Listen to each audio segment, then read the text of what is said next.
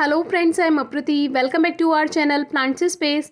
Last video में हमने आपसे एक जगह शेयर की थी जो कि अपनी डेस्टिनेशन पर पहुंचने से पहले हमें बीच रास्ते में एक जगह मिली थी जो कि ऊपर रोड से होते हुए यहाँ नीचे की तरफ आना होता है।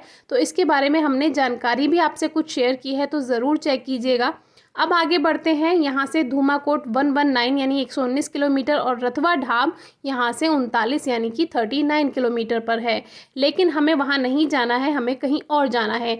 अब ये नीचे एक ढलान जैसा आएगा और लगभग 5 किलोमीटर तक ये जो रोड है ये नीचे की तरफ, यानी अभी तक हम ऊपर की तरफ आ रहे थे पहाड़ पर, अब ये थोड़ा सा यहाँ पर ढलान है।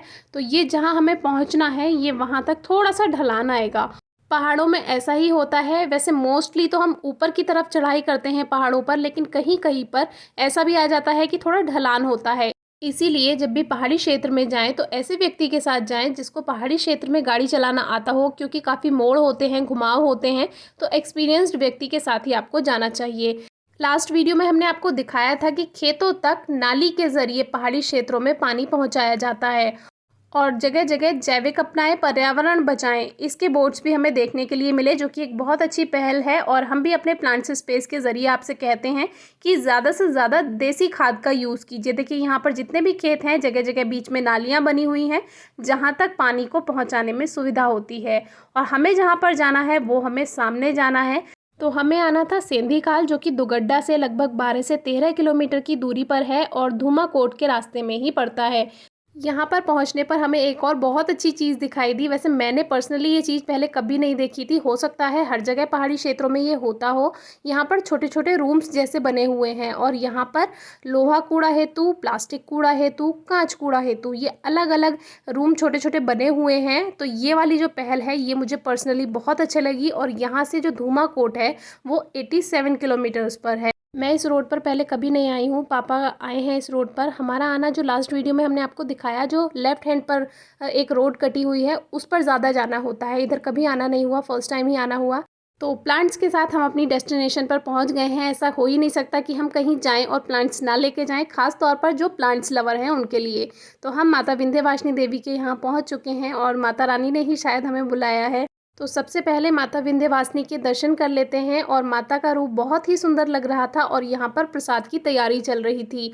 हवन पूरा हो चुका था, हम थोड़ा सा लेट हो गए।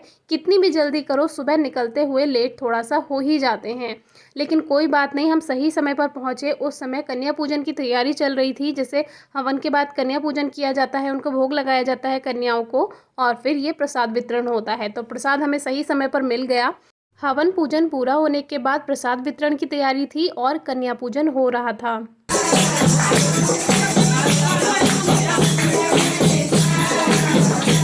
और साथ ही भजन कीर्तन भी चल रहा था, जो कि पहाड़ी टोन में चल रहा था। हर क्षेत्र की अलग अलग टोन होती है, तो वहाँ पर ये सुनने में काफ़ी अच्छा लग रहा था। पहाड़ी गाने जैसे होते हैं उनकी टोन्स जैसे होती हैं, बिल्कुल भजन कीर्तन में भी वही टोन आ रही थी। तो समझ आ रहा था, बहुत अच्छा लग रहा था। तो सामने विंध्यवासिनी माता का मंदिर है और यहाँ पर एक इस तरह से ये हवन कुंड है जहाँ पर हवन हो चुका था, लेकिन फिर भी दर्शन हो गए, काफ़ी अच्छा लगा। और उसके बाद हुआ माँ विंध्यवासिनी के प्रसाद का भंडारा, जो कि काफ़ी श्रद्धालु आए हुए थे। और जो टेस्ट होता है प्रसाद में वो एक अलग ही अनुभूति होती है, उसको एक्सप्लेन करना बिल्कुल भी पॉसिबल नहीं है। वो आप खुद ही इस चीज़ का आनंद लें तभी आपको समझ आएगा। इतना ज़्यादा स्वाद प्रसाद में होता है उतना नॉर्मल खाने में नहीं लगता है। और कुछ भाव का भी होता है, खिलाने वाले ने किस भाव से खिलाया है ये भी बहुत मायने रखता है। मेरे बाबा यानी कि ग्रैंडफादर कहते थे कि खाने वाले ने किस भाव से खाना बनाया है ये खाने का टेस्ट बता देता है कि उसने हंसी खुशी से खाना बनाया है या दुखी होकर खाना बनाया है। यहाँ आकर हमें कितना अच्छा लगा ये तो आपको हमारी वीडियोस से पता चल ही जाएगा। साथ ही हम आगे की वीडियोस में आपको इतनी अच्छी अच्छी जगह दिखाने वाले हैं, आपका दिल खुश हो जाएगा।